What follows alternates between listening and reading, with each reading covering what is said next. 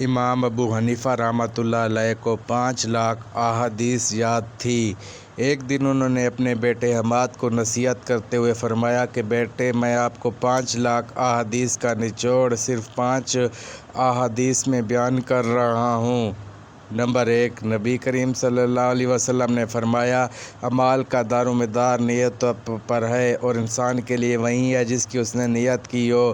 Number 2، نبی کریم صلی اللہ علیہ وسلم نے فرمایا، انسان کے اسلام کی خوبی یہ ہے کہ لاج یعنی فضول چیزوں کو ترک کر دے۔ نمبر 3، نبی کریم صلی اللہ علیہ وسلم نے فرمایا، تم مومن نہیں ہو سکتے جب تک اپنے مسلمان بھائی کے لیے وہ چیز پسند نہ کرو جو اپنے لیے پسند کرتے ہو۔ نمبر 4، نبی کریم صلی اللہ علیہ وسلم نے فرمایا، حلال بھی ظاہر ہے اور حرام بھی، اور دونوں کے درمیان شبہ کی چیز ہے جس کو بہت سے لوگ نہیں جانتے۔ سو جو شخص شبہات سے بچا اس نے دین محفوظ کر لیا، اور جو شخص شبہات میں پڑ گیا وہ حرام میں پڑ جائے گا۔ جیسا کہ چراواہ اپنا ریوڑ کسی کھیت کی باڑ کے پاس لے جائے گا تو عنقریب ایسا ہوگا کہ اس کا ریوڑ کھیت میں بھی چرنے لگے گا۔